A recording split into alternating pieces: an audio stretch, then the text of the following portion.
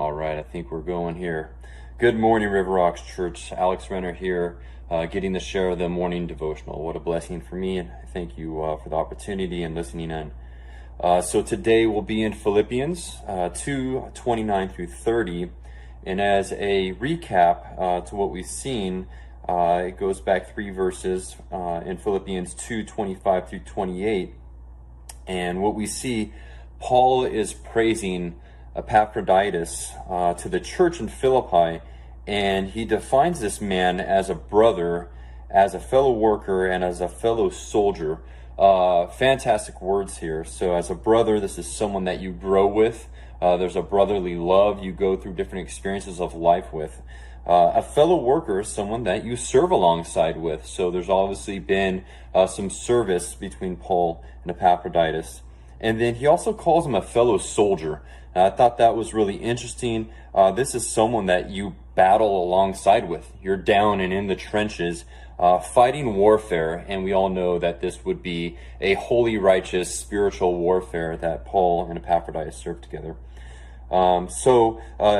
Epaphroditus is used as an example here and a servitude as he's ministering to Paul, who is imprisoned, and what an opportunity to exploit the mercy, the grace, the love, the glory of God. We know this because Epaphroditus was extremely homesick. He was yearning and longing for the church in Philippi, almost to death is what it says. So you see, to a sickness, there had to be a faithfulness for the Lord's calling, knowing that he would be provided for. So there's a fulfillment of the work to minister to Paul. And in verse 28, we know that he'll return to Philippi, to his church. And we know this because Paul writes, he says,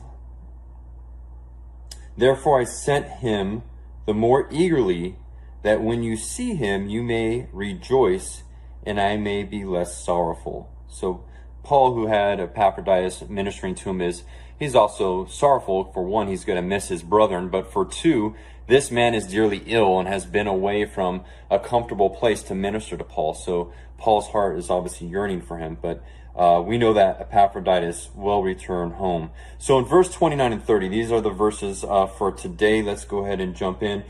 He says, "Receive him therefore in the Lord with all gladness, and hold such men in esteem." And verse 30 then continues, "Because for the work of Christ he came close to death, not regarding his own life, to supply what was lacking in your service toward me." So really cool here, these first words, receive him in the Lord. And what an amazing, honorable way to be talked about, to be received in the Lord. And this is Paul's heart for Epaphroditus and to the church of Philippi. And when I hear this, all I can think of is how the Lord will receive us into his kingdom. And it makes me think about the example with the parable of the talents that we see in Matthew 25, 21 and 23, where it says, "Well done, good and faithful servant." And I think that's really what Paul is commending Epaphroditus on here. He fulfilled a work. So Epaphroditus did the work he was called to do, and he was able to be received in gladness. What an amazing thing as well, is that someone is glad to see you and to receive you. So this makes me reflect as we think about our church, as we return back home from a crazy week, whether it be a Wednesday night service, whether it be a men or women's group on Friday or Saturday, or it be the Sunday service, or for whatever event we have going on. You always see people at the door at River Rocks greeting in their brethren, their soldiers, their beloved ones, their fellow workers in Christ.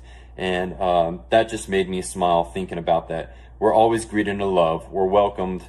And that's as a church family. And Philippi was Epaphroditus' church family. So it's very clear what we can see there. We also need to recognize that Epaphroditus did what the church body could not. He was, as an individual, being sent out. The whole church could not just get up and leave and go and minister to Paul. It wouldn't work that way. They wouldn't be able to get to Paul. So Paul's intent here by saying, what was the word that he used? Lacking in your service toward me, wasn't that they lacked because they weren't willing to be there. They just couldn't. So it was not an insult. It was strictly stating that Epaphroditus, it was a reflection on Epaphroditus and his will. He stopped his life to follow the Lord's will and to serve Paul.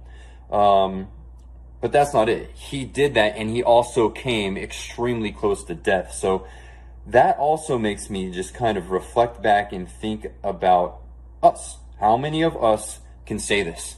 That we were close to death for the cause of Christ. Would we just up and leave River Rocks Church today if we had a calling to go put our life on the line and serve, and then be faithful if we got drop dead sick and we're away from all of our loved ones, whether it be our family, our church body, our children? Would we still be faithful to a cause to then serve with such diligence as Epaphroditus was to fulfill the work he was called to do? So my heart for our church body today, I would just leave you with this. One, as you venture out and you go into the world, go and live for him. I know that sounds simple and easy, and it's not. But when we do, he is faithful. And we have a perfect account of that here.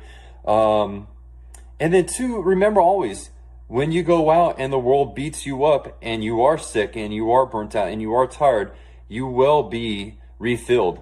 Come to the church, be welcomed, receive those that are receiving you in the Lord, and have his Spirit upon you to go out and do more of the work. So church, I love you. I hope you have a fantastic day. Being with him, walking in him, thinking about him, meditating on him in everything that we do. And again, thank you for the opportunity to serve you in this devotional today. Have a great day.